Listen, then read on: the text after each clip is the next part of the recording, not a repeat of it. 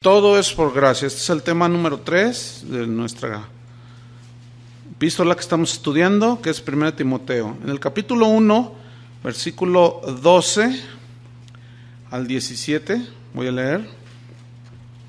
Doy gracias al que me fortaleció, a Cristo Jesús nuestro Señor, porque me tuvo por fiel, poniéndome en el ministerio, habiendo yo sido antes blasfemo, perseguidor e injuriador, mas fui recibido en misericordia porque lo hice por ignorancia, en incredulidad.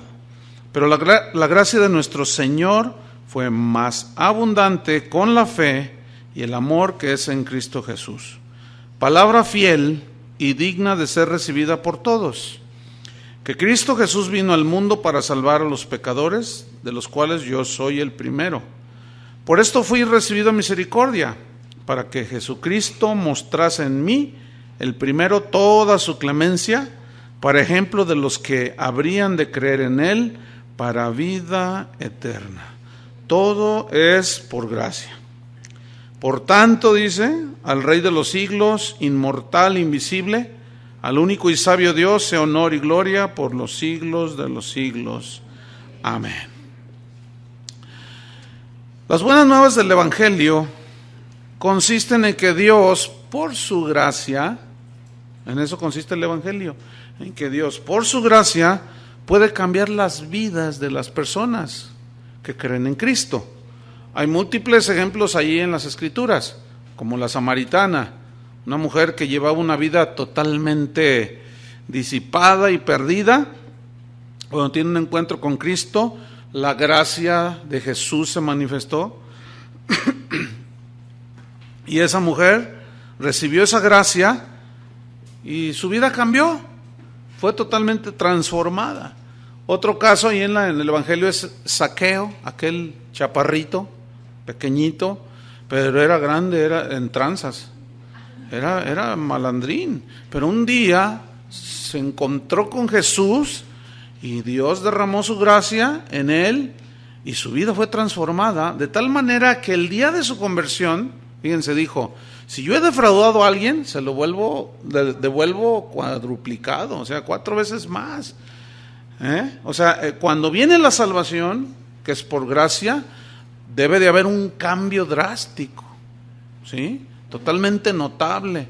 Si no hay ningún cambio, pues es que se puede dudar de que no han sido recipientes de la gracia de Dios. No hay una conversión.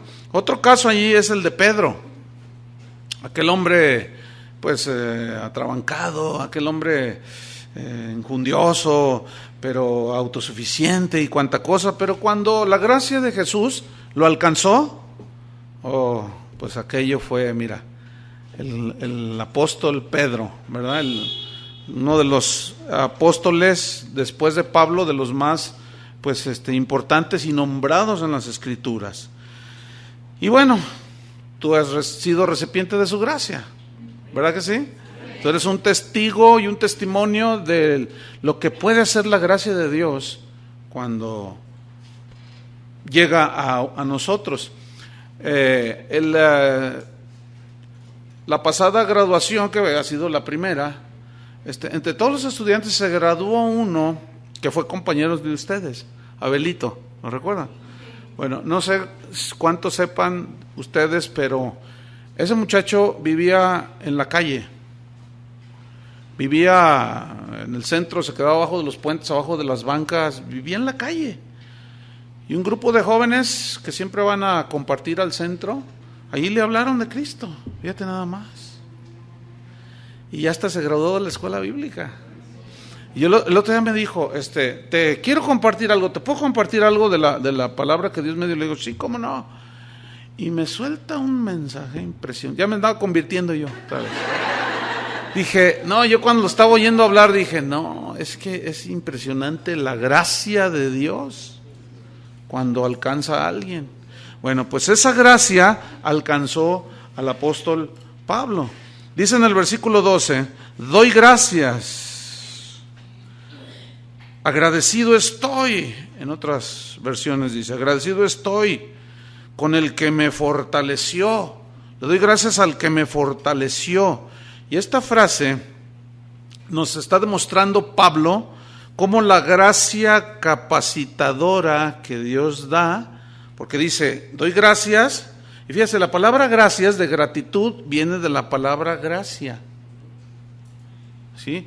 Pero gracia es el favor de Dios y es la influencia del Espíritu Santo en el corazón del ser humano. Pero de aquí para allá, o sea, del hombre hacia Dios es de gratitud, ¿sí? Entonces, dice, yo estoy agradecido, le doy gracias al que me fortaleció. O sea, esa fortaleza que había recibido Pablo es la gracia que capacita para enfrentar cualquier situación en la vida cotidiana y en el ministerio. Por ejemplo, una gracia que se manifiesta cuando alguien muere es que los familiares, si son cristianos, de pronto manifiestan una actitud de mucha fortaleza. Entonces, el que conoce y entiende esto, bueno, no se sorprende mucho, pero los que no conocen se sorprenden y dicen, pero ¿te fijaste cómo estaba la esposa o el esposo con tanta fortaleza? Ay, ¿de dónde sacaría tanta fuerza? No, si tú te me mueres, me voy contigo, dice el otro. Uy, no, si se me muere mi marido, me muero yo. No conocen la gracia, no entienden la gracia. Entonces, ustedes, ninguno de nosotros ahorita necesita esa gracia porque pues no se ha muerto nadie. No sé si me explico. Entonces, fíjense cómo todo es por gracia, que es la mano de Dios, el favor de Dios que capacita en la adversidad. Y no solo para enfrentar los problemas de la vida, sino también los problemas del ministerio, que son un montón. A veces a mí me preguntan pastores, oye pastor, ¿cómo le haces? Yo tengo 100 ovejas y ya me anda, y tú tienes un montón. Le digo, no, pues es la gracia.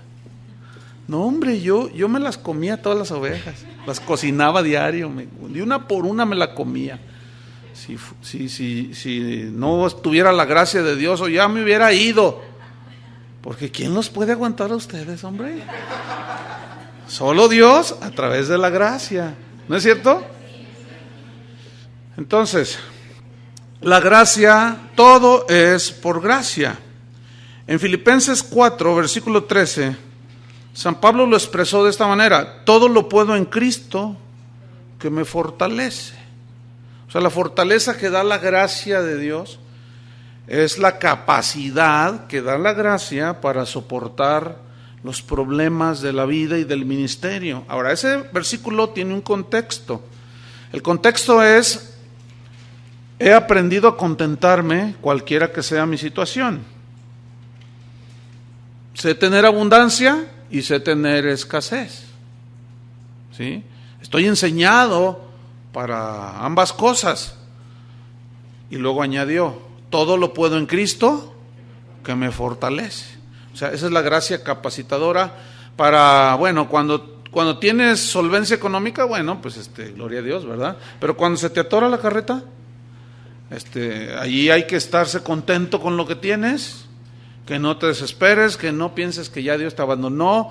Entonces es ahí cuando la gracia capacitadora viene, pero en base, escúchenme bien, es una gracia de Dios, es un favor de Dios, la mano de Dios sobre ti. Pero también apela a Dios al conocimiento que tú tengas de Dios y de la palabra de Dios, ¿sí? Que tú sepas, bueno, es una prueba que estoy pasando, es una situación, no voy a estar toda la vida así, Señor, fortaléceme. Entonces Pablo daba gracias al que le fortalecía, porque el ministerio no es nada fácil. Algunos soñadores o ilusorios, ¿no? Piensan que el ministerio es algo sencillo, pues nomás es predicar, si nada más fuera predicar, ni sabe, no se imagina. Entonces Pablo dice: doy gracias, estoy agradecido al que me capacitó con fuerza, con fortaleza, para aguantar todas las situaciones de la vida y del ministerio. Y luego él menciona al que es la fuente de la gracia. ¿Quién es la fuente de la gracia? Cristo. Estoy agradecido, no dijo a la Virgen María, a Juan Diego, mucho menos. No, dice, a Cristo Jesús nuestro Señor. ¿Quién es la fuente de la gracia? Cristo Jesús. A los israelitas durante el desierto, su travesía en el desierto, dice que una columna los seguía, una columna de fuego, luego una nube. En la noche la columna de fuego les brindaba calor y todo eso, ustedes saben, simbolizaba ¿a quién? A Cristo, ya manifestándose la gracia desde antes del tiempo de Jesús, ya manifestando Dios su gracia. En el día había una nube que los cubría del sol y pues se refrescaban más, un poquito más. Entonces allí vemos la gracia de Dios. Pero ¿quién es la fuente de la gracia? Cristo Jesús es la fuente de la gracia. ¿Sí? En Juan capítulo 1, versículo 17, dice que la ley vino por medio de Moisés. Por medio de Moisés fue dada la ley, o a través de él, Dios se la dictó a Moisés. Pero la gracia, dice, y la verdad vinieron por medio de Jesucristo. Es decir, ahorita, desde el momento en que Jesús asciende al cielo, la humanidad entra en un periodo nuevo. Antes de Moisés no había ley. Eran las personas ley a sí mismos, la ley de su conciencia era la que los acusaba o los defendía, según en Romanos. Después vino el tiempo de la ley y la ley los regía, pero como la ley, por medio de la ley es el conocimiento del pecado, pues la gente vivía en condenación. Aunque el ejemplo de Abraham, creyó Abraham a Dios y le fue contado por justicia, habla de la gracia. ¿Cuántos hombres fueron salvos por gracia? Porque creyeron, de alguna manera tuvieron una revelación de la gracia de Dios. Hebreos 11 nos muestra esa grande lista de personajes del Antiguo Testamento que recibieron por gracia, ¿sí?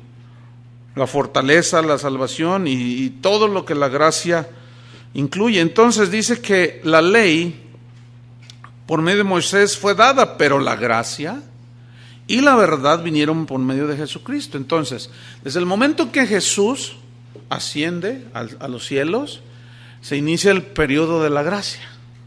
Fíjense cómo en el tiempo de la ley, cuando alguien violaba la ley, hacía algo, mataba, adulteraba, qué sé yo, eran apedreados. A los falsos profetas los apedrearon y los quitaban del medio del pueblo. Y a veces dijo, Señor, hubieras dejado un poquito la ley para apedrear a todo ese montón de falsos profetas que andan ahí nomás burlándose de Dios.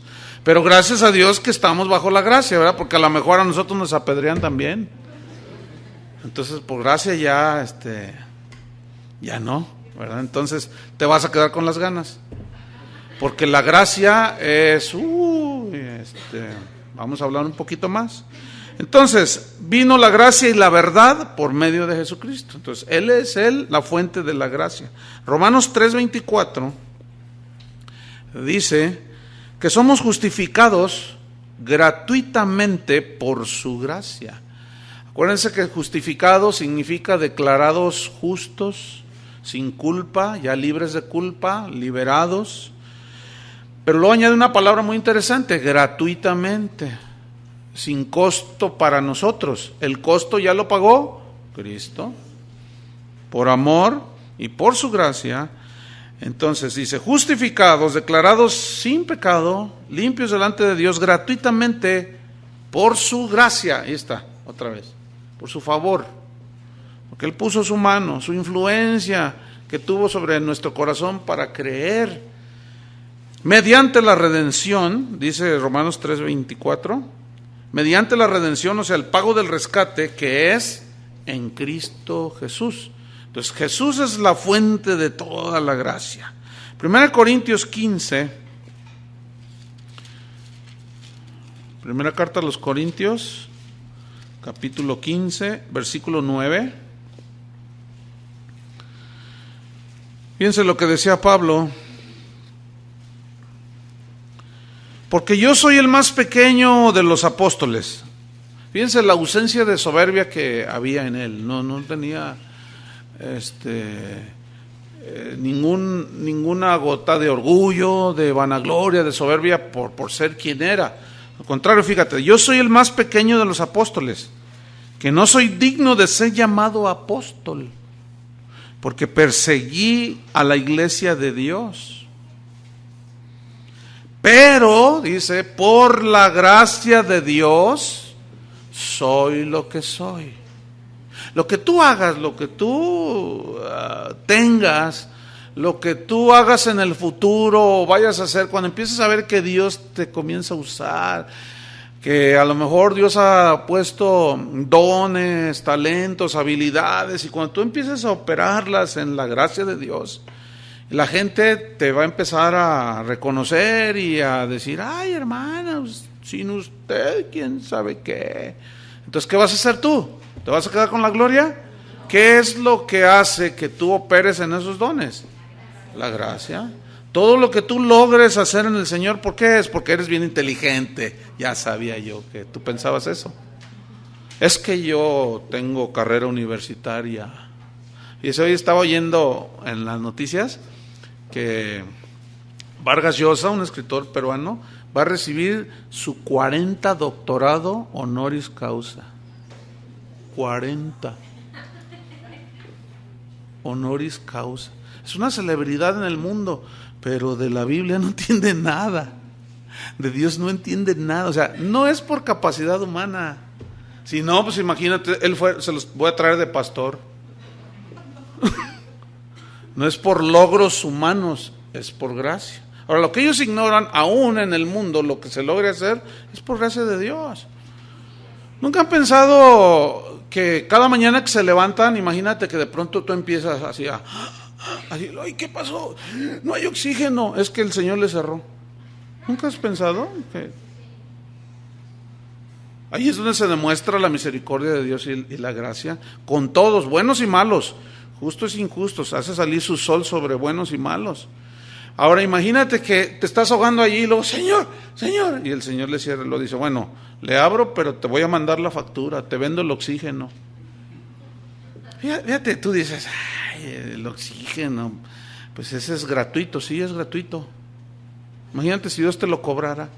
Fíjate, es un elemento tan vital para los seres humanos que Dios tuvo que regalarlo.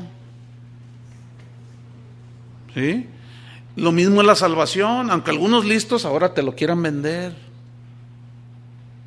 La salvación era tan grande, tan maravillosa, que nadie podía pagarla, tuvo que regalarla el Señor.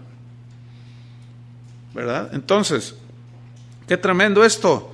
Dice, pero sigo en 1 Corintios, porque yo soy el más pequeño de los apóstoles, que no soy digno de ser llamado apóstol, porque persigue la iglesia de Dios. Pero por la gracia de Dios soy lo que soy. Ahí está. Por gracia recibimos tantos beneficios de Dios. Y acuérdate, tus logros, lo que hagas, es por gracia. Y su gracia, dice, no ha sido en vano para conmigo. Antes he trabajado más que todos ellos, o sea, los otros apóstoles. Pero no yo, sino la gracia de Dios conmigo. O sea, dice, yo he trabajado, pero luego, porque era así, él fue 3 viajes misioneros, se lanzó Pablo de una manera extraordinaria, e hizo más que los demás apóstoles, pero luego Pablo era un ministro muy bien ubicado. Dice, yo he hecho mucho, pero no yo, sino la gracia de Dios conmigo. ¿Ah? Cuando tú oigas a un predicador que en alguna conferencia y luego empiece, ya lo introduzcan y lo presenten, y empiece a hablar de él, y de sus viajes y de lo que ha hecho, y no le da la gloria a Dios, mejor salte. ¿Para qué pierdes el tiempo oyendo un tipo de esos? Porque se atribuyen todo, no, yo, y es que yo fui, es que yo hice, es que, sí, por ti me salvé. Están desubicados. Se atribuyen a sí mismos lo que Dios les dio por gracia y no le dan la gloria a Dios. Siempre dale la gloria a Dios. Siempre, nunca te quedes con nada. Porque lo que logres hacer y lo que llegues a hacer no es por ti, sino por su gracia. Amén. Aleluya. Pero no yo, sino la gracia de Dios conmigo. Versículo 12, sigo allí en 1 Timoteo. Porque me tuvo por fiel, o sea, le doy gracias a Dios que me fortaleció, me capacitó con gracia. Le doy las gracias a la fuente de la gracia, que es Cristo, porque me tuvo por fiel, poniéndome en el ministerio. La frase me tuvo por fiel, me tuvo por digno de confianza. Ahora, ¿por qué Dios le confió? Porque Dios ya lo conocía desde antes de la fundación del mundo. Lo había escogido por gracia. Sin embargo, Dios sabía que Pablo iba a ser un hombre fiel y le confió. Me tuvo por digno de confianza. Por eso le doy gracias a Dios. Yo tuve una experiencia del ministerio al inicio a fines de los años 80 y a principios de los años 90. Dios nos mandó a la Argentina como misioneros. Y mi primera reacción cuando Dios me habló fue: ¿y a quién le dejo la iglesia, Señor?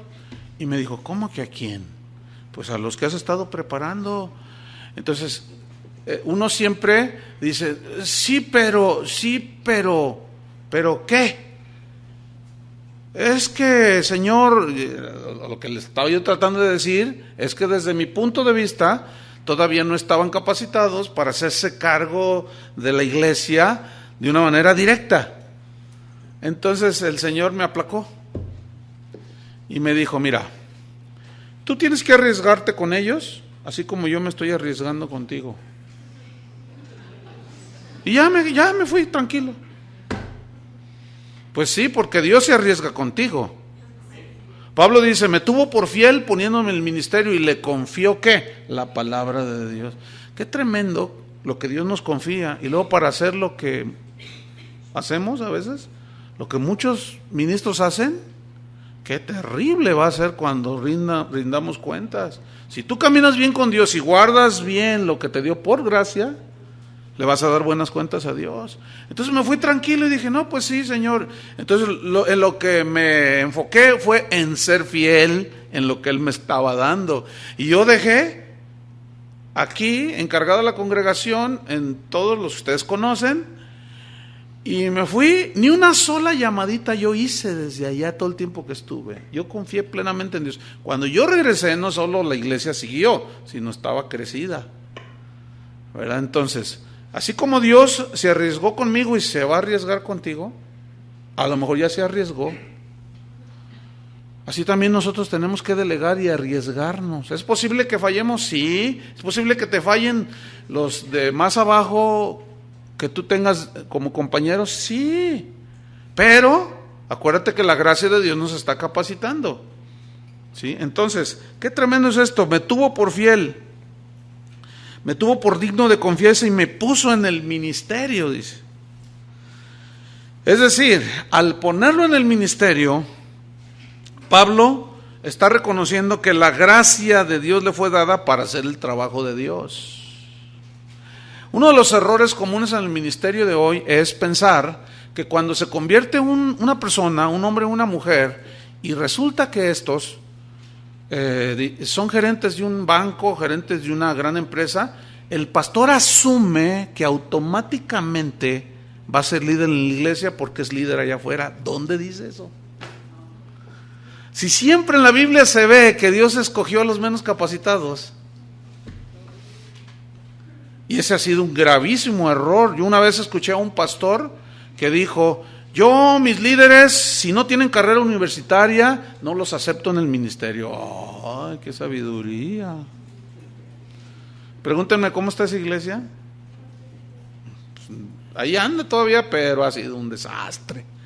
Porque metió gente que sí eran... Uno era un doctor y era director de un hospital, otro dirigía una empresa, o sea, otro era gerente, y los metió de líderes porque según él, el éxito del mundo, si lo tienen allá como líderes, como dirigentes, también lo van a tener en la iglesia. No, hermano, eso no es lo que dice la Biblia. ¿Qué dice la Biblia? Que Dios escoge por gracia, y lo necio escogió Dios, y lo que no es para deshacer lo que es. Fíjense, cuando Dios me habló a mi esposa y a mí de empezar esta congregación, que ya tiene 25 años, cuando fui a hablar con el pastor de que Dios me había hablado, me miraba así y me dijo: mira, Chuy, te soy sincero, así me dijo. Dice: mira, yo podría pensar y creer que varios de los otros líderes sí podrían levantar una hora, pero tú, o sea, así me dijo, pero tú, dice, yo tengo mis dudas, dice. Entonces yo le dije: bueno, hermano, pues yo también tengo mis dudas. Yo dije: ¿cómo le voy a hacer si yo nunca he levantado una congregación de cero? Y me dice: ay, no, pues no se te ve por dónde. Y fíjense, qué cosa, no se me ve, es que se le ve la zanca al pollo, ¿no? Y ni zanca tenía el pollo, yo creo, en ese momento. Fíjense qué tremendo. Así es que nadie te menosprecie, porque Timoteo llegó un momento en que lo menospreciaron porque estaba joven. Y por eso Pablo le dijo en la segunda carta, o en la primera, donde haya sido, pero ahí está. A veces es tanto que no me sé todos los versículos. Pero le dijo: ninguno tenga en poco tu juventud. ¿Por qué le dijo eso? Porque lo estaban menospreciando. Y a mí me pasó cuando empecé la congregación. Yo tenía 25 años de edad. Estaba bien chavo como ustedes. Estaba muy joven y bueno, tenía cierta experiencia en el ministerio, pero no. Y entonces empezó a convertir personas ya adultas y me miraban así como que: este muchacho. Un día vino un pastor que quería conocer al pastor de casa de oración, y era un pastor como de 50 años. O sea, yo era la mitad. Entonces llegó y me dice: oiga, quiero hablar con el pastor de casa de oración. Le digo: yo soy. Miren, literalmente le hizo así, de arriba abajo: ¿usted es? Ay, bueno, en otra ocasión vengo. Fíjate nomás. Y qué tremendo. O sea, fue terrible. Me ve de arriba abajo: ¿usted es el pastor? Yo no sé cómo me vio o qué, ¿sabe? Pero qué actitud tan horrible, ¿no? Bueno, nunca hagas eso, porque tú no sabes cómo la gracia de Dios está obrando. Y empezamos la congregación, y como a los 3 años que ya habíamos empezado, Adrián Hernández, lo ubican, ¿verdad? Tiene un hermano que es pastor, y su hermano ya tiene más tiempo en el ministerio, y yo lo había conocido en la iglesia donde yo había nacido. Entonces ya Casa de Oración ya tenía 3 años, ya estaba creciendo, y un día vino a Guadalajara, y como él ministra al Señor en el canto así muy, muy, muy bien, y predica, pues lo invité. Y cuando él llega, pásate, ya lo presento y todo, y lo dice: hermanos, les voy a confesar algo. Dice: yo conocí a Chuy, dice, muchos años, dice, y la verdad no figuraba. Dice: ay, dice, mira qué cosas hace Dios de la nada, ¿verdad, hermano Chuy? Le digo: pues sí, de la nada. Entonces fíjate,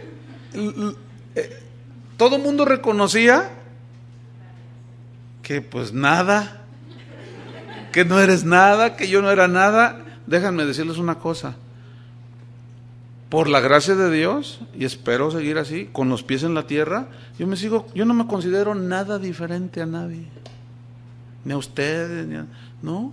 Pablo decía que él reconocía la gracia de Dios, cómo obraba en su vida. Es por gracia.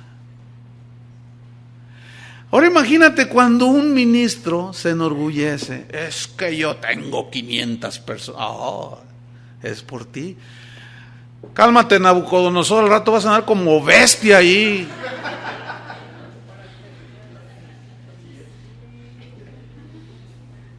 ¿Verdad? A muchos se les ve la zanca y dicen: no, ¿verdad? Y no, hombre, se lleva uno cada chasco. ¿Por qué?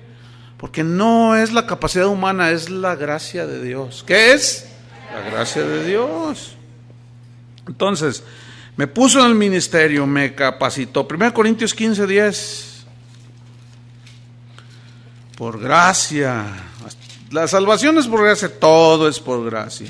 1 Corintios 15, versículo 10. Dice así: Pero por la gracia de Dios, aunque ya lo leímos otra vez, pero por la gracia de Dios, ¿qué? Soy lo que soy. Y la gracia no ha sido en vano para conmigo. Ahí está, no ha sido en vano, o sea, ha operado, ha dado fruto.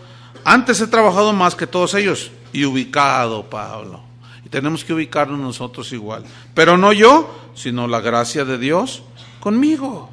Entonces recuerda esto, cuando Dios te use es por gracia. 1 Corintios 3. Mira cómo la palabra de Dios nos ubica para que no se nos vaya el humo a la cabeza. 1 Corintios 3, versículo 5. Dice, ¿qué pues es Pablo? 1 Corintios 3, 5. ¿Qué pues es Pablo? Dice. ¿Y qué es Apolos? Solo son servidores, por medio de los cuales habéis creído, ciertamente. Y esto según lo que a cada uno concedió el Señor. O sea, la gracia con la cual Dios capacita a cada uno, que es diferente. A unos les da más gracia que a otros, pero todos tenemos la gracia de Dios, ¿sí? Porque somos diferentes. Y Dios, al que escoge, lo capacita con su gracia. Dice, y eso según lo que a cada uno concedió el Señor. Yo planté, decía Pablo, o sea, la palabra de Dios, yo planté. Apolos regó. Y ustedes la regaron. No. Dice, Apolos regó. O sea que Apolos era un predicador tremendo, ¿se acuerdan? Entonces, Pablo había puesto el fundamento. Y Apolos era un predicador tremendo, lo cuenta en las Escrituras, y él llegaba y les predicaba. Entonces, Pablo plantó, Apolos regó, ese sembradío espiritual. ¿Quién da el crecimiento? Pero el crecimiento lo ha dado Dios. Ahora son las estrategias las que dan el crecimiento. No, y todavía, fíjate, yo te voy a enseñar cómo en un año vas a tener 2,000 personas. Yo te voy a enseñar. Pero... Y qué tremendo, cómo se ha sustituido a Dios. Ya no somos sembradores ni regadores, ahora somos los que provocamos el crecimiento. Ay, hermanos, no son los métodos, no es mi estrategia, no es mi sabiduría. Yo siembro, otros riegan. ¿Quién da el crecimiento? Dios es el que da el crecimiento. ¿Qué más dice? Versículo 7, así que, pues si alguno todavía tiene duda, ni el que planta es algo, te hablan algo, ni el que planta, ¿qué? O sea, no es nada, solo servidor. Ni el que riega es algo, que yo soy, cálmate algo, cálmate nada. Sino Dios, Él sí es, que da el crecimiento. Y el que planta y el que riega son una misma cosa. ¿Qué?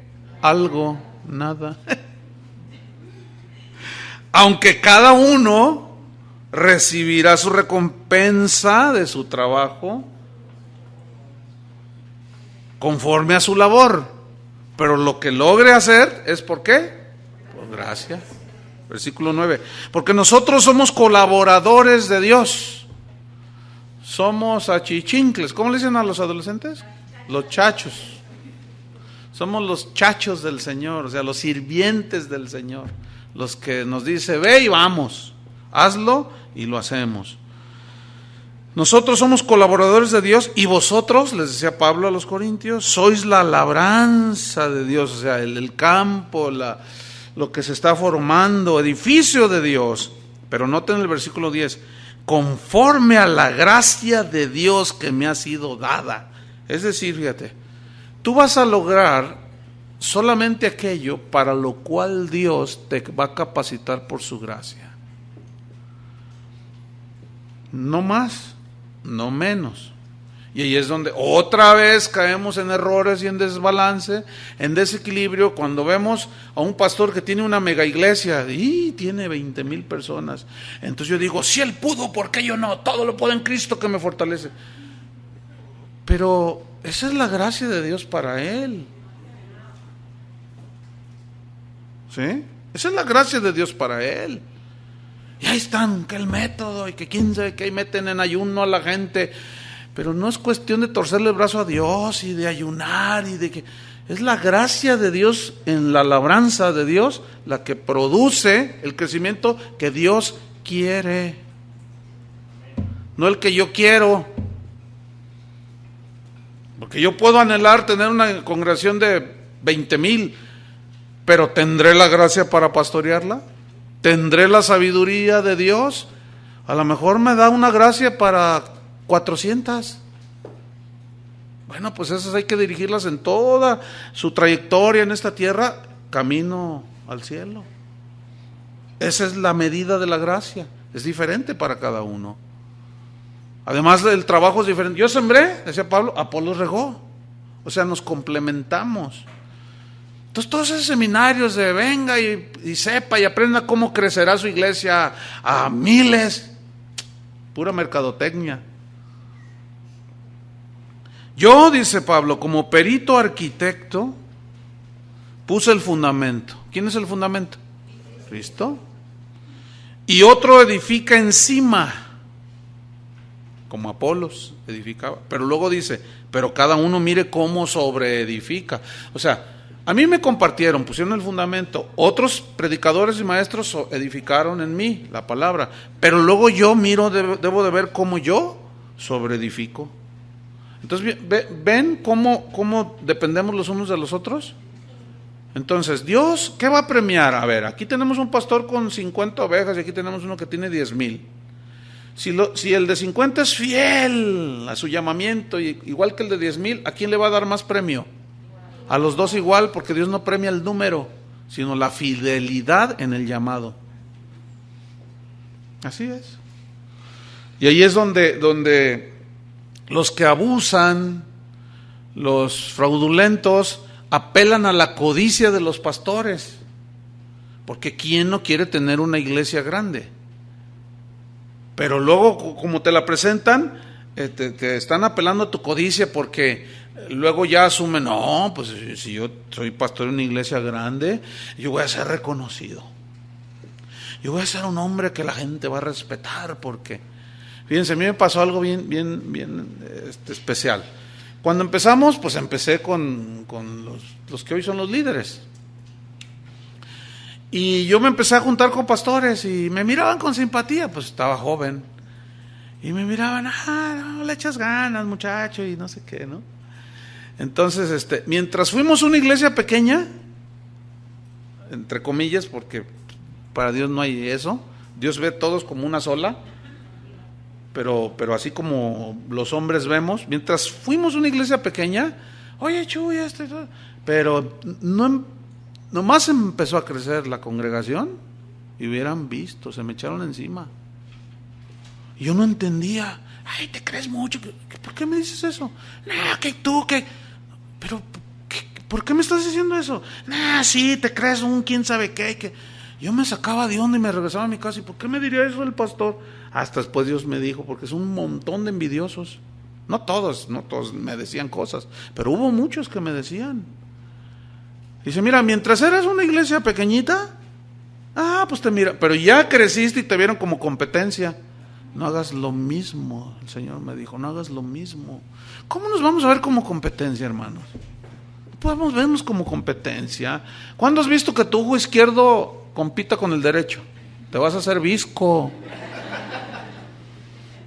Pues muchos ministros compiten unos con otros. Hay países en Centro y Sudamérica que compiten. Hay iglesias en los Estados Unidos que compiten a ver quién pone la alfombra más cara y más lujosa.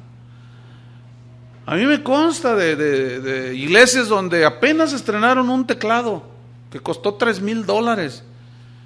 Y luego los de la iglesia de enfrente se dan cuenta y dicen, no, pues hay que esperar el más nuevo, y el otro les costó 4,000. Y los otros se dan cuenta y dicen, hay que esperar el otro. Como eso siempre, cada 3 meses sacan nuevos modelos, siempre están en competencia. Yo tengo un familiar que estuvo en una iglesia en los Estados Unidos que dijo que un día el pastor les dijo, hermanos, No sé si ya se dieron cuenta, pero los de la iglesia de enfrente, porque allá en Estados Unidos las iglesias están por todos lados, ¿no? Los de la iglesia de enfrente están estrenando alfombra, hermano. ¿A poco nos vamos a dejar, hermanos? ¿Verdad que vamos a poner la mejor alfombra? Y todos, amén. Fíjate nomás. Bueno, pues una ofrenda, hermanos. Y miren, de pasadita hay que renovar el piano. Pero ellos tienen uno electrónico. Nosotros vamos, ¿qué les parece si compramos uno de cola? O sea, un piano acústico de cola, de esos grandotes así. Y los hermanos bien espirituales, amén, hermanos, sí, claro, lo mejor para el Señor. Ese es el pretexto, para ocultar el orgullo, la soberbia y la competencia. Para la gloria de Dios, sí, cómo no, para la gloria de Dios. Ustedes no se metan en esas tonterías, hermano. ¿Pero por qué entran en eso? Porque no reconocen la gracia de Dios. Por eso, así de simple. Pero ¿qué decía Pablo? No yo, sino la gracia de Dios conmigo. Vamos a 1 Timoteo en el versículo número 13. Doy gracias al que me fortaleció. A Cristo me puso por fiel, digno de confianza, y me puso en el ministerio. Habiendo yo sido antes, fíjate. Entonces Pablo reconoció que antes de conocer a Cristo, pues estaba perdido. Y reconoce la gracia salvadora, que necesitaba la gracia. Entonces él habla un poco acerca de él. Él no tenía costumbre de hablar acerca de él. Cuando él narró su experiencia que se fue al tercer cielo, se vio obligado, porque habían llegado falsos profetas que contaban sueños y visiones, y los corintios se apantallaban. Y dice, miren, yo también me puedo gloriar de eso. En Dios me gloriaré, dice, ustedes me están obligando a decirles lo siguiente. Conozco un hombre, sin el cuerpo fuera, y les empieza a contar que él había tenido experiencias sublimes en el ámbito espiritual, pero ese no es el mensaje del evangelio, tener experiencias sublimes o espirituales. El mensaje del evangelio es la palabra de Dios. Por eso yo no creo mucho en eso de dar mi testimonio y pasarme 1 hora y media hablando de que yo fui al cielo, que fui al infierno y que... No, Pablo tocaba algunos aspectos de su vida, pero no era tan extenso y ni se gloriaba. Entonces dice, yo antes fui un blasfemo, significa un calumniador de Dios, alguien que habla mal de Dios, violento. Que fíjense, en una de sus cartas dice que él era fariseo de fariseos. Dice, en cuanto a la ley irreprensible, o sea que guardaba la ley desde su punto de vista, bien. Eso es lo que él dice que creía, que era irreprensible, pero no era así. Él estaba engañado de que la ley podía salvarlo, hasta que recibió la revelación de que no es por las obras de la ley, sino por gracia. Por eso es el apóstol que más enseñó de la gracia. Por eso él dice, fíjense, él cuenta que había sido un blasfemo. Él había violentado los 10 mandamientos y él creía que era irreprensible, por otro lado. Porque él perseguía a los cristianos, ¿se acuerdan? Y violentaba el hecho de que algunos habían encontrado la comunión con Dios y los asesinaba. Y violentó todos los mandamientos. ¿Sí? Dice, yo fui un blasfemo y hablaba en contra de Dios, porque al hablar en contra de los cristianos, hablaba en contra de Dios. Dice, fui blasfemo, perseguidor de la iglesia. ¿Se acuerdan cuando consentí en la muerte de Esteban? Dice que respiraba amenazas. Pero la palabra allí, respiraba amenazas, habla de un jadeo así, pero de odio, ¿sí? Estos van a ver, y los perseguía y tomaba cartas y perseguía a los cristianos, los metía en la cárcel, les hacía y les deshacía. Fui injuriador, dice.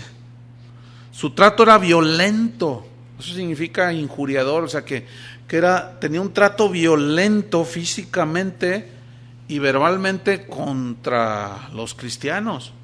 Fui yo un injuriador. Tan era así que cuando la gracia de Dios lo alcanzó, que le dice al Señor, Señor, ¿qué quieres que haga?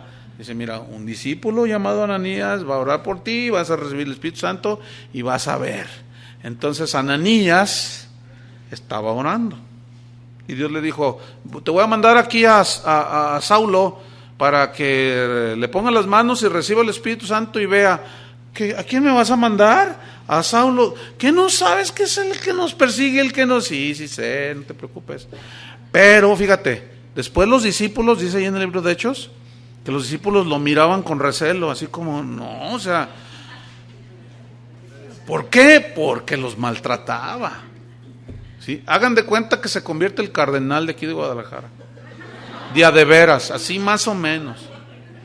¿Ustedes creen que Dios lo puede alcanzar? A ese ni la gracia de Dios lo alcanza. Eso quisieran algunos. Pero no, la gracia de Dios, imagínense que se convierte y luego, pero genuinamente. Y luego ustedes oyen y saben y dicen, y luego que el pastor lo invitó a predicar. ¡No! Y con razón, es un demonio ese señor. Pero Pablo no era menos demonio, ¿sí o no? No era menos demonio, pero vean la gracia de Dios. Y pues si Dios tiene a bien derramar su gracia sobre el señor cardenal, pues que la derrame, ¿sí? Pero al principio, si él se convirtiera, todos íbamos a estar así como no creyendo, ¿verdad? Entonces así estaban ellos, y Pablo lo reconoce, dice, yo fui blasfemo, hablaba contra Dios, perseguía a la iglesia de Dios, era injuriador. Versículo 13, mas fui recibido a misericordia. Mira, el reconocer eso es reconocer el poder de la gracia y la grandeza de la gracia de Dios. Mas fui recibido a misericordia, en otras palabras, fui objeto de compasión de parte de Dios. Dios me tenía compasión, por eso Él era tan compasivo, y así debemos de ser nosotros también, ¿sí? Podríamos desconfiar y pensar aquello o más allá, pero aún así, la compasión de Dios debe de anidar en nuestro corazón porque Él tuvo compasión de nosotros. Amén. Entonces no debemos limitar a Dios porque su gracia excede a todo conocimiento. Entonces yo fui objeto de compasión, en otras palabras, mi miseria fue quitada por el poder de su gracia, por su mano que puso sobre mí. Yo era el peor de todos. Ahora, la pregunta es, ¿por qué fue recibido a misericordia? El mismo versículo 13 te lo responde. Porque lo hice, ¿cómo? Por ignorancia. ¿Por ignorancia de quién? De Dios. Pero él creía que conocía a Dios porque se sabía la ley. Así mucha gente, aún cristianos en las iglesias, creen que porque se saben unos versículos y unos salmos y qué sé yo, ya con eso. No, hay que conocer a Cristo de una manera íntima, profunda, espiritual, de tal manera que te hace nacer de nuevo, te hace nacer de Dios. Entonces él dice que lo hizo por ignorancia de Dios y por ignorancia de su voluntad. Entonces, escuchen, aquí hay un principio muy escondidito. Cuando alguien te ataque, te diga, pues no se lo tomes a mal y mucho menos te amargues. Algunos se amargan.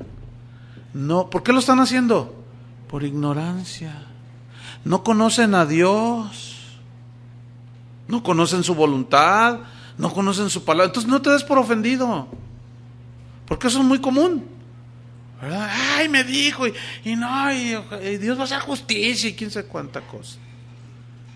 Pero lo están haciendo por ignorancia de Dios y de su voluntad. Entonces tú tienes que ser compasivo. ¿Se acuerdan de Jesús en la cruz? A Jesús en la cruz.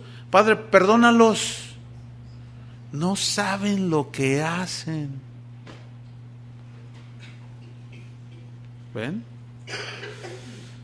Entonces, lo hice, dice, en ignorancia, en incredulidad, o sea, no tenía fe en Cristo. Y lo hice, por eso lo hizo. Versículo 14.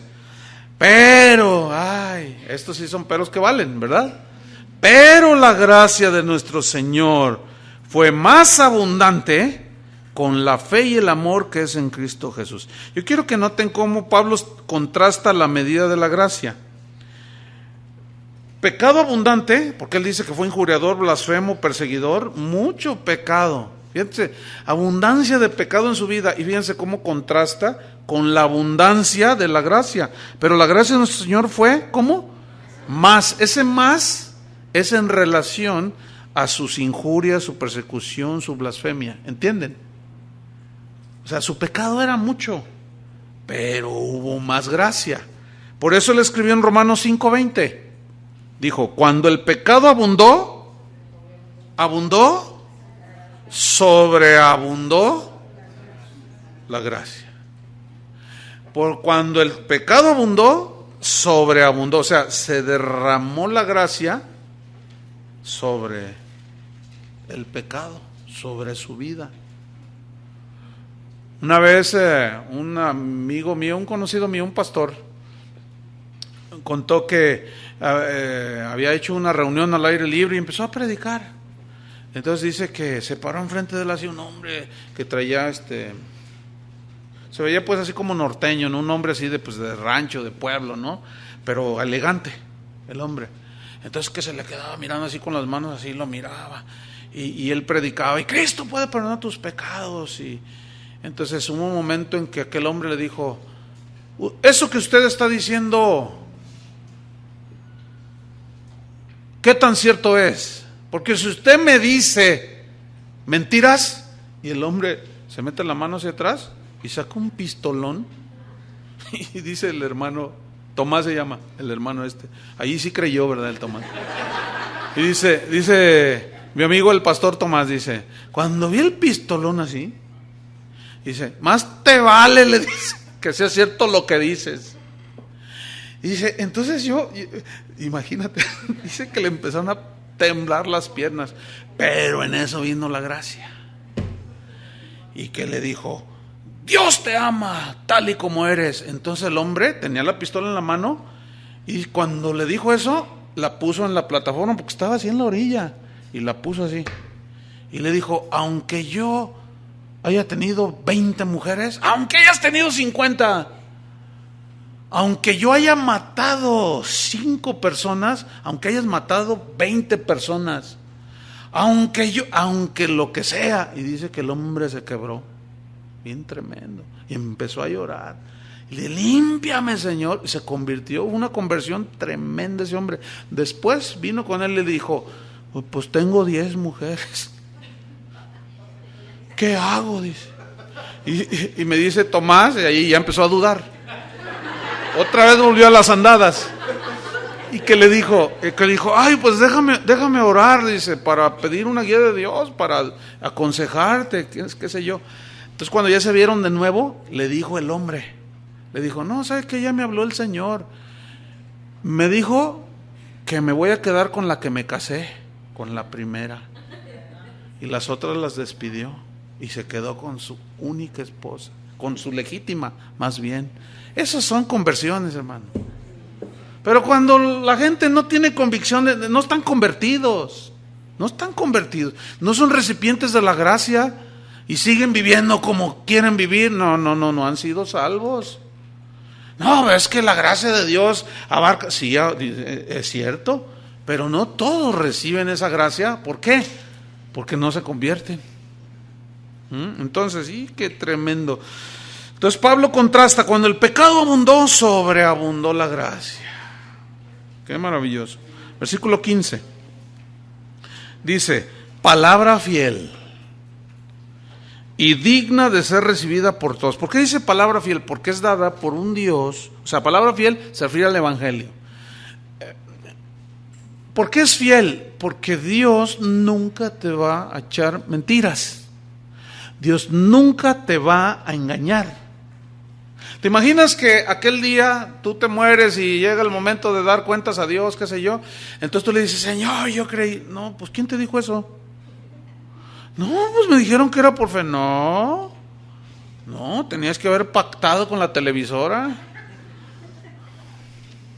A veces me doy vuelo, me ensaño, ¿no? Pero es que así es, hermanos. Hay que, en Tito 1:10, anótenlo, Tito 1:10 y creo que 10 y 11, Pablo dice, a todos esos que andan trastornando la fe de algunos es preciso taparles la boca. Así dice. Y si no, compruébenlo ahí. Tito 1:10. Es entre el 10 y el 11, de ahí no pasa. Es 11. 11. ¿Qué dice? Bueno, 10. Porque hay muchos rebeldes, habladores vanos y engañadores, especialmente de la circuncisión. Los de la ley. Ahí está. ¿A los cuales qué? A quienes es preciso tapar la boca. Ahí está. Entonces a veces no que yo me ensañe, o que como algunos me han dicho, es que tú estás amargado contra él. No te digan cómo va a estar amargado. Lo que pasa es que taparles la boca a esos contumaces habladores mentirosos. Bueno, ya seguimos. Palabra fiel.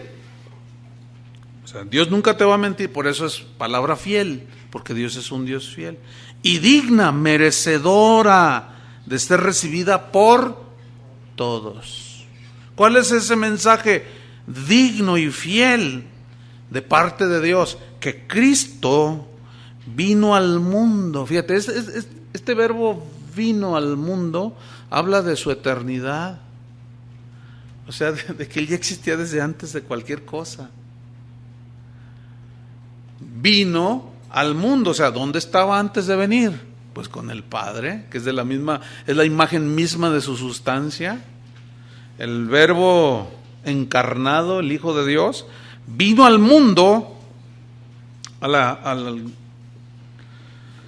palabra mundo aquí es la palabra cosmos, pero se refiere al conglomerado de personas, ¿sí? Vino al mundo, ¿para qué? Para salvar a los pecadores. A eso vino al mundo. Esa fue la razón de su venida. Ahora, ¿por qué tuvo que venir? Porque Él sabía que por obras nadie podía ser salvo. Y todas las religiones, todas, excepto el cristianismo bíblico, ofrecen la salvación por obras. Excepto el cristianismo, el evangelio de la gracia. Es la única religión, entre comillas, que te ofrece la salvación gratuitamente, por gracia de Dios, como un regalo que no puedes comprar. Entonces, que Cristo Jesús, ese es el mensaje fiel y digno de ser recibido, vino al mundo para salvar a los pecadores. Ahora vean otra vez la actitud que tenía Pablo. Era una actitud que él mismo tenía que recordarla constantemente para que no se le olvidara que había sido por gracia.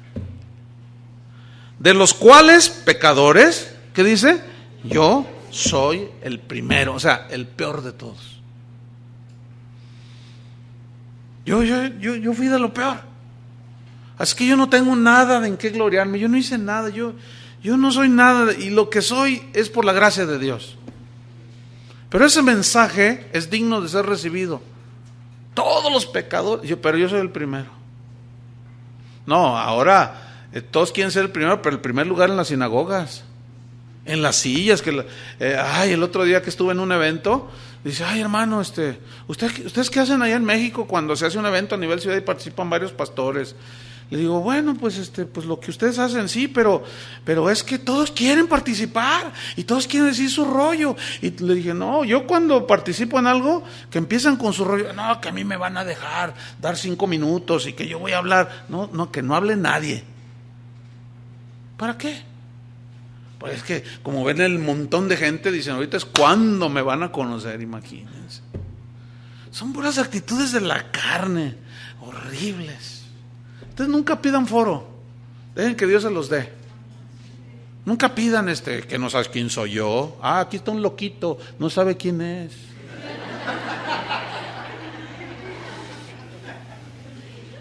La típica, ¿verdad? No sabes quién soy yo, pues no, si usted no sabe menos yo. Está perdido el hermano. Yo soy el primero, dijo, yo soy el peor de todos. Versículo 16.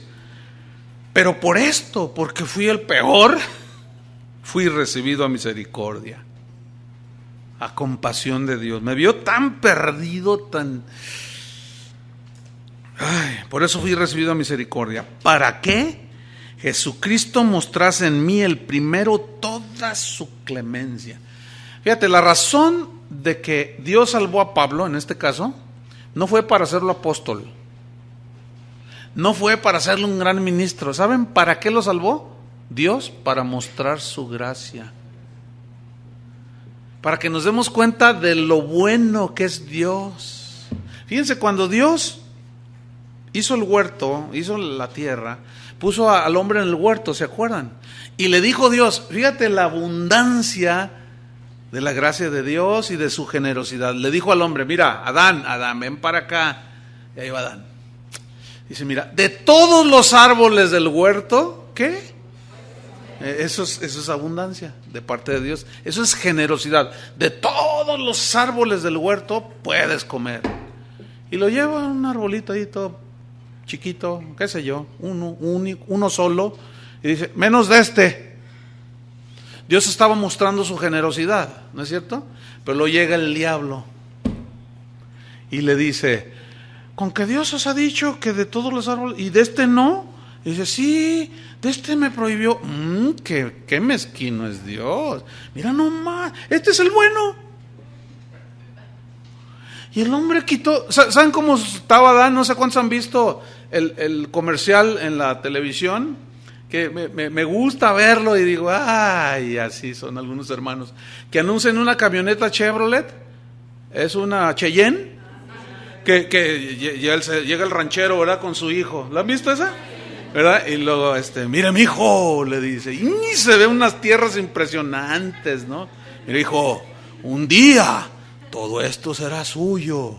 Y el muchachito Babalucas, ¿verdad? Voltea así, oye papá, y la Cheyenne, mi hijo, un día todo esto será suyo. Y el muchachito viendo la Cheyenne. Y cuando vi esto, dije, está buenísimo. Pero yo pensando en los hermanos, pensando en los cristianos, pensando en la gente que Dios, fíjate, la abundancia de Dios, perdón, reconciliación, redención, y están pensando en la triste Cheyenne. Todo su evangelio, toda su enseñanza son casitas y carritas. Ay, hermano. Y la Cheyenne, papá. Está buenísimo ese, ¿no? Yo dije, no, ese lo iluminó el Señor al que hizo ese comercio. Fíjate, el chiquillo no tenía la capacidad de pensar que con todos esos terrenos, toda esa riqueza, podía comprar 20,000 Cheyennes.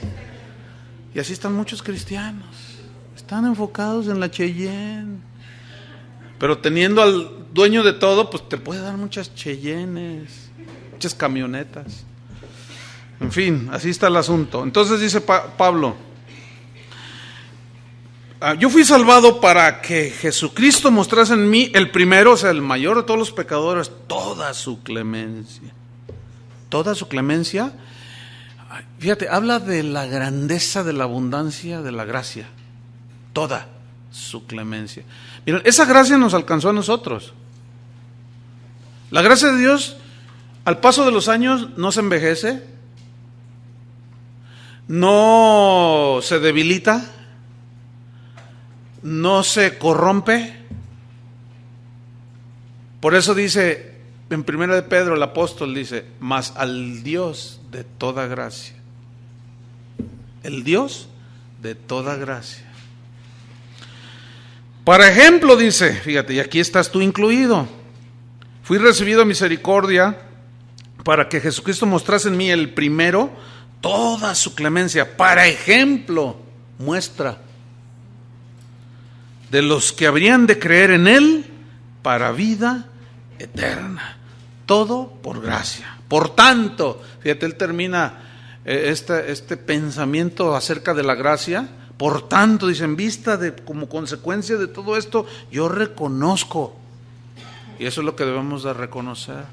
Por tanto, dice, al Rey de los siglos. Aquí siglos significa edades, en todas las edades, mas el Rey de todas las edades, de todos los tiempos, pasados, presentes y futuros. Él es el Rey de la gloria. Mas, por tanto, al Rey de las edades, de los siglos, inmortal, o sea, que no es como nosotros, que se muere, que Dios no va disminuyendo como el sol se va extinguiendo poco a poco. No, es inmortal, no muere. Ahora, Cristo murió en su cuerpo. ¿Estamos? Sí. En su cuerpo humano. Al Rey de los siglos, inmortal, invisible, que nadie puede ver, pero es visible su gracia. Algún día le veremos tal y como Él es. Ahora no podemos verle, porque si lo viéramos, miráramos, nos caíamos fulminados, ¿verdad? Pero es invisible, pero su obra es visible. La creación dice, dan muestras de que hay un creador. De modo que lo que existe fue hecho de lo que no se veía. Y las obras de la creación dan testimonio de que hay un creador, un diseñador tan maravilloso, tan sabio, inteligente. Y luego dice, al único, no hay otro, y sabio Dios. ¿Quién como nuestro Dios? Que con toda su sabiduría planeó todo para mostrar qué clase de Dios es. El Dios de toda gracia. Sea honor, reconocimiento, ¿sí? Eso es honor. Sea honor y gloria, o sea, suma exaltación. Por los siglos de los siglos. O sea, esto significa eternamente, eternamente. Amén, dice. O sea, así sea. Versículo 18. Dice, este mandamiento, ¿cuál mandamiento? Fíjate, ¿se acuerdan del encargo en el versículo 3? Te encargué. Fíjense la preocupación de Pablo por la sana doctrina, por el evangelio de la gracia, que este es el evangelio que se debe de predicar. Aunque, como dice, ya estudiamos que la ley es buena si uno la usa legítimamente, y a los que no son hijos de Dios hay que predicarles la ley, pero no los dejes, o sea, el decálogo, los 10 mandamientos, porque por medio de la ley es el conocimiento del pecado, pero luego hay que sacarlos de ahí. ¿Cómo? Por la gracia, con la gracia. Pero sabes que tú no tienes que hacer nada, solo creer en lo que Jesús hizo en la cruz. ¿Cómo? Y ahí es donde la gracia de Dios puede ser derramada en el peor de los pecadores. Por eso, escuchen bien, los que confían en sus propias obras, en su sabiduría, en su dinero, en lo que ellos pueden hacer, están menospreciando ¿qué? La gracia de Dios. Están diciendo, tu clemencia a mí no me sirve, yo soy bueno. Tu misericordia, no, yo para qué la quiero si yo sé valerme por mí mismo. Todos esos se vuelven religiosos y se vuelven enemigos de Dios porque menospreciaron el sacrificio de Cristo, que es la muestra de gracia más grande de parte de Dios, para que todo aquel que en Él cree no se pierda, mas tenga vida eterna. Este mandamiento, hijo mío, te encargo. Y luego aquí ya hay un depósito. Mira, el evangelio de la gracia, te lo encargo, le dice Pablo a Timoteo. Timoteo, te lo encargo, cuídalo, para que conforme a las profecías que se hicieron antes en cuanto a ti, milites por ellas la buena milicia. Fíjate, las profecías que habla aquí eran palabras que daban profetas, hombres de Dios, para confirmar el llamado que ya Timoteo tenía. Por ejemplo, en Hechos 13, versículo 1, dice que había profetas y maestros, estaban orando, y el Espíritu Santo habló, en Hechos 13:1. ¿Cómo habló? Por medio de algún profeta, de algún hermano que tenía este don. Y dijo el Espíritu Santo, apartadme a Saulo y a Bernabé, escuchen, para la obra a la que los he llamado. O sea, ya Dios les había hablado. Entonces la profecía no es para dirigir la vida de nadie, es para confirmar lo que Dios te dice en tu interior. Porque acuérdense que la comunión con Dios es personal. Por ejemplo, fíjense, ahora que andaba yo en Guatemala, hace 2 semanas, estaba en una reunión y estaba la adoración y empezaron a ministrar un pastor y que me da una palabra. Miren, yo en mi vida lo había visto el pastor, él no me había visto, había oído de alguna manera, sabía que yo era pastor de Guadalajara, pero él no sabía nada de mí, joven, como de unos 30 años. Y me dio una palabra que me la han dado 3, 4 veces, de una confirmación que ya Dios había hablado, pero es una cosa extraordinaria, ¿sí? Entonces, viene a recontra confirmar el llamado que yo tengo ya como pastor y ministro. Entonces, yo ya estoy convencido y ahí milito, ahí me voy. ¿Me estoy explicando? Sí, Timoteo había recibido palabra de que él iba a ser pastor, pero no solo una palabra de esas lisonjeras, como hoy se estila y se usa, no, porque ya desde que Timoteo era muy jovencito, los discípulos en Hechos lo prueba, hablaban bien de un joven llamado Timoteo, ¿se acuerdan? Y todos daban buen testimonio de Timoteo. Tanto era el testimonio que Pablo lo vio, lo conoció, y cuando hizo uno de sus viajes dijo, yo quiero que Timoteo vaya conmigo. Y lo escogió, porque sabía, el Espíritu le dio testimonio a él, que Timoteo era un escogido por Dios para el ministerio. Por eso es que a él le encargó, ya cuando lo trajo él en uno de sus viajes, y lo discipulaba y le enseñaba, dijo, no, este está joven, pero es un hombre de Dios, Timoteo, el que honra a Dios, y este va a honrar a Dios. Por eso le encargó que se quedase en Éfeso, para que corrigiese lo deficiente, y no dejara que enseñaran cosas torcidas. Por eso le encarga el Evangelio de la Gracia. Mira, es el Evangelio, cuídalo. Entonces, milita por ellas. Militar por ellas, la buena milicia, son términos militares. O sea, es un mandato de Dios y los mandatos de Dios no se discuten. En la milicia, los soldados, cuando el sargento dice, tú te vas a ir al frente y les vas a salir por el flanco derecho y les vas a tirar una granada, y el soldado no le dice, pues no tengo ganas, porque los meten en juicio militar. ¿Saben eso, no? Las órdenes militares son súper estrictas. Ningún soldado puede decir que no, porque cae bajo juicio militar, y así le anda yendo. Las órdenes no se discuten. Hay una historia que sucedió durante la guerra civil en los Estados Unidos, de un soldado que raso, pero él manejaba un cañón. Él era el adiestrado para manejar un cañón.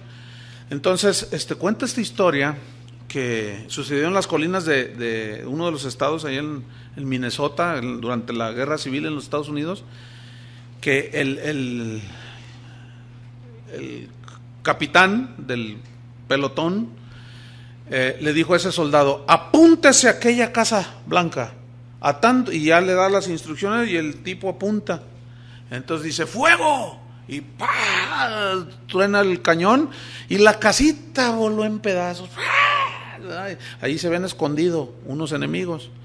Entonces, cuando la casita huele en pedazos, el soldado empieza a llorar y se recarga en el cañón y empieza a llorar. Y entonces el capitán, extrañado, le dice, ¿por qué lloras, soldado? Dice, es que esa es la casa donde yo nací, donde yo viví toda mi infancia. Ahí nacieron todos mis hermanos, esa era la casa de mis padres. Entonces le dice el soldado, ¿y por qué no me dijo? No, dice, es que las órdenes no se discuten. Qué grueso.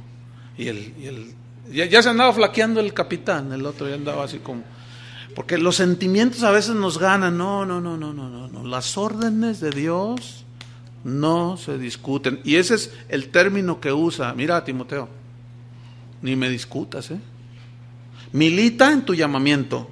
Bueno, enfócate, guarda el mandamiento, guarda el evangelio, y las profecías que te dieron te confirmaron. Bueno, pues por ellas milita. Son órdenes militares del general de arriba.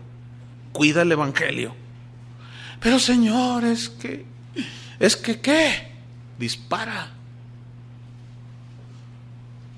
Pero es mi amigo, pero me ha traicionado.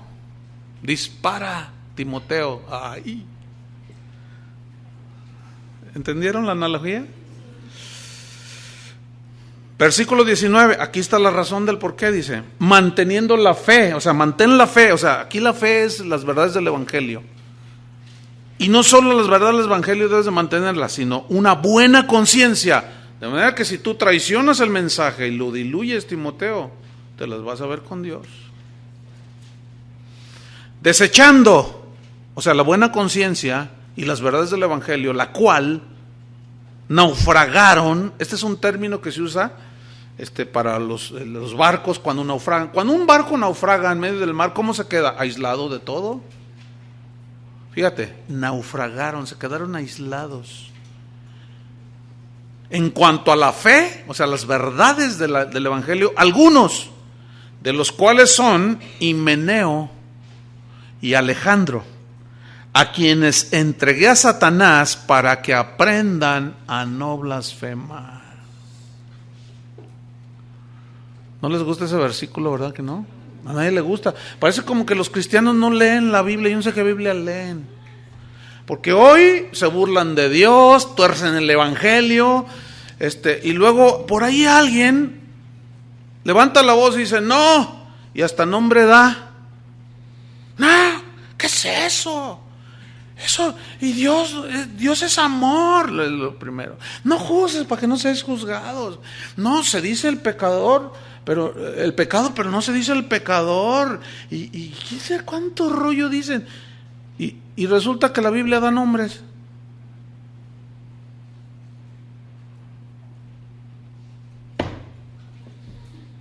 Imagínate, ¿no? Se dice el pecado, pero no el pecador. Imagínate que tú presencias asaltan un banco y matan al policía.